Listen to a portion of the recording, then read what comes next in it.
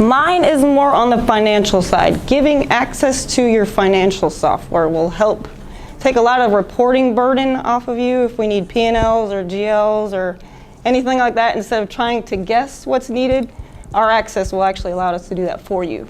So there's no question as to what's needed. Same with Kate, open door, open phone, just give us a call.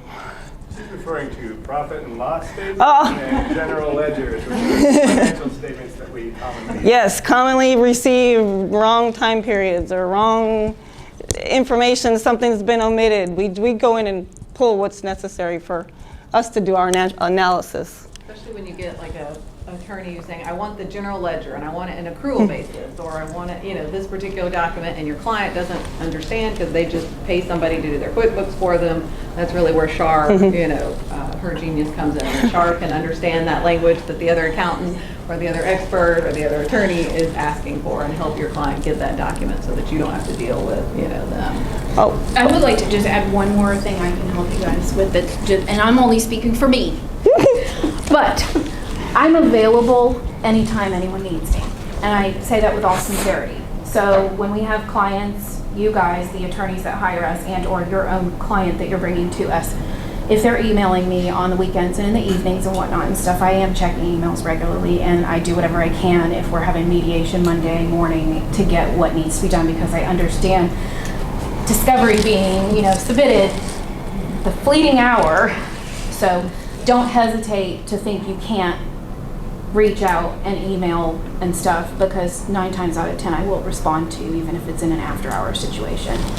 I am an early worker though, 4:30, 5:30 a.m. Yeah, so if you need something early. But I just want to put that out there for me. Yeah. And kind of handing over to Char, tying into, once we get the documents, we don't always get wonderful documents. And so that's what Char is going to talk about. We know why we need the documents, but we sometimes need better documents than the clients give. And I'll let Char talk a little bit, but we've got some examples to show you guys also. Income and spending analysis is pretty much like a QuickBooks P&L. We just changed the name because we don't submit it as a report as a P&L. That's kind of really just to tell you where the money's come from, where it's going. Depends on each case, what we're looking for. If it's a business divorce, we try and figure out who owns what and what the business is valued at. This is our sources and uses. We kind of do it a bunch of different ways. Sometimes we add classes where if it's charges that the company doesn't know about, those are kind of unsupported. If it's expenses that the business is aware of, those are business expenses. So it kind of helps figure out who is responsible for what charge. Sometimes we don't even break them out by classes. It's just a general source and use. But it just tells you where the money's coming from, what types of income we've received. If you scroll down a little bit, and then you'll start to see the uses for auto expenses and just computer technology. Like I said, depending on what the case is, this could be worded a little bit differently.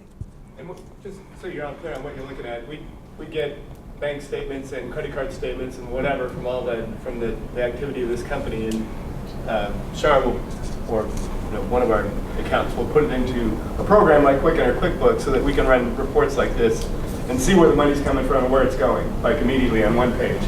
So the data entry is a huge part of being able to generate these reliable financials, when a lot of times we don't have reliable financials when we start. And the data here will match what's on our document index. If there's a statement missing, you'll probably see an adjustment for that. So it kind of did a double check just to make sure we have all the data in there that we've received.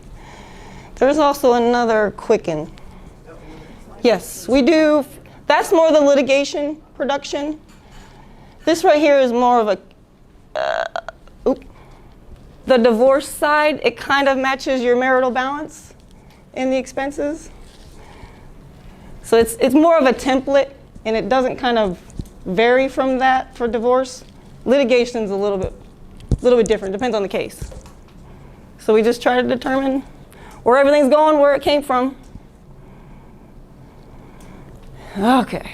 But to get there, we get some fun stuff. we get some documents. So this is just kind of show you guys some of the fun that we get, and I'm sure you all I'm sure you'll probably pick it off right at the bat. We're using the word fun here. We have now started utilizing ScanWriter. I don't know if anybody's heard of ScanWriter. It's an AI-based program where you can scan a bank statement, credit card statement, retirement statement, and it kind of imports it into QuickBooks.